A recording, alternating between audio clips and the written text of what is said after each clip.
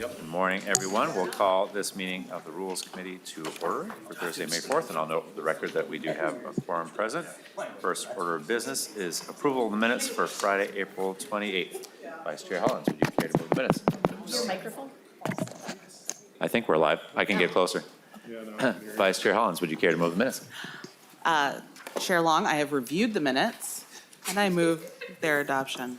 Your fastidiousness is always appreciated. Any discussion to the minutes? Seeing none, all those in favor, please say aye. Aye. Opposed? The minutes are adopted. Next order of business is calendar for the day for Monday, May 8th. We're proposing two bills, House File 2988, Representative Wolgamott, Workers' Compensation Advisory Council recommendations, House File 402, Representative Bierman, requirements for healthcare mergers and transactions. Any discussion to the calendar for the day? Representative O'Neill. Thank you, Mr. Chair. So we had House File 402 in Ways and Means yesterday, and that was the first time that the fiscal note was actually made available. It had gone through multiple committees prior to that. I believe it was at the Health Committee, according to Representative Liebling, and of course the documentation there like 3 times, but without a fiscal note. So again, we have another bill that didn't have a fiscal note until Ways and Means, and it impacted several areas of jurisdiction that it did not go through with the fiscal note. So I'm going to make another motion to amend the calendar for the day and remove House File 402 for that reason. Representative O'Neill makes a motion to remove House File 402. Any discussion to the motion? Seeing none, all those in favor of the motion, please say aye. Aye. All opposed? No. The motion does not prevail. Any further discussion to the calendar for the day? Seeing none, I move the adoption of the calendar for the day pursuant to Rule 1.21 and 3.33. The Committee on Rules and Legislative Administration designates Monday, May 8th for the adoption of the calendar for the day and establishes a pre-filing requirement for amendments offered to those bills. All in favor, please say aye. Aye. Opposed? No. The calendar for the day is adopted. Next, we have 3 administrative resolutions before us. The first is 2023 R17. Could we invite Lori Hodap and Pat Murphy up for the R17, I believe.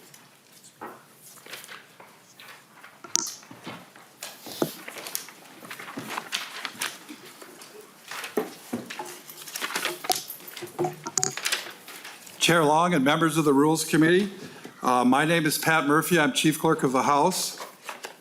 And I am Lori Hodap, Chief Sergeant at Arms. And I'll keep this short. I had about a 45-minute presentation, but I'll whittle it down a little bit.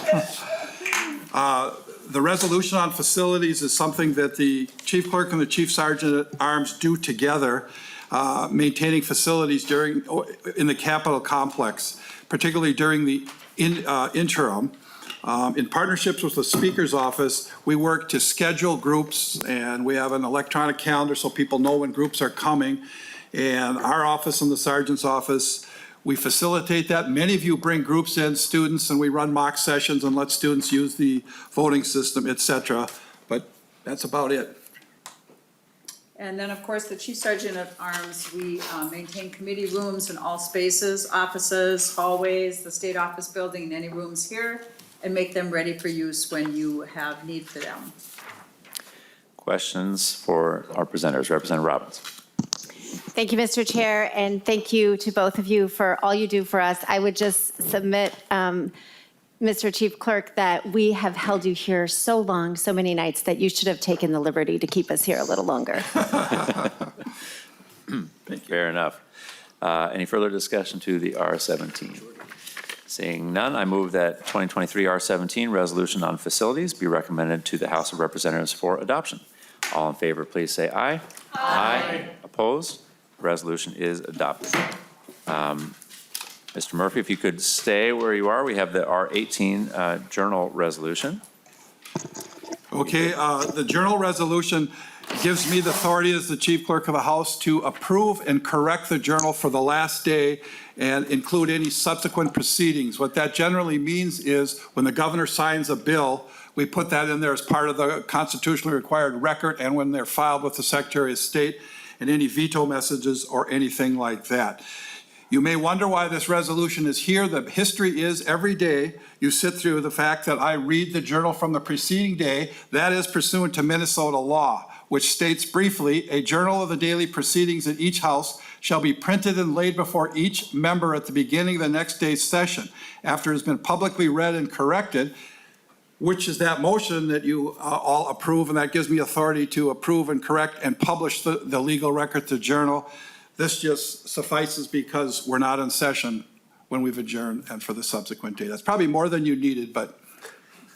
Any questions on the R18?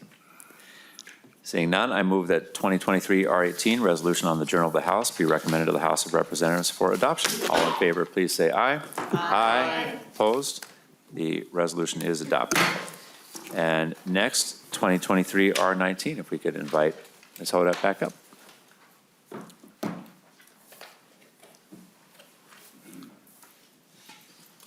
I'm assuming I don't need to reintroduce myself? Thank you, sir. Could you And, pull the mic towards you, though? Pardon? The mic. All right, thank you very much.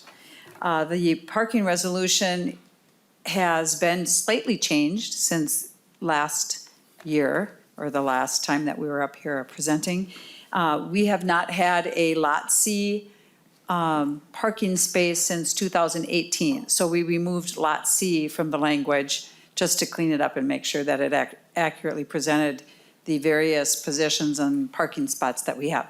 Erica is in the room, or at least she was, and she manages our parking spaces and the signatures that you provide to reserve your spaces and how they are doled out, et cetera. But other than taking Lot C out of this, the resolution remains the same.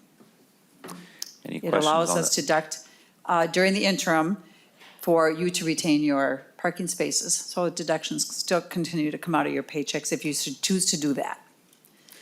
Any questions on the R19? Seeing none, I move that 2023 R19, resolution on parking, be recommended to the House of Representatives for adoption. All in favor, please say aye. Aye. Opposed? The motion prevails. Thank you both so much. We have a rare bill hearing tomorrow in the Rules Committee on constitutional amendment, Vice Chair Hollins, in fact, on Environmental and Natural Resources Trust Fund. So members will note there was a 1 p.m. amendment deadline for today and a 5 p.m. testifier deadline, and the hearing will be at 11 a.m. in the SOB basement tomorrow. And with that, that is our business before us, and we are adjourned.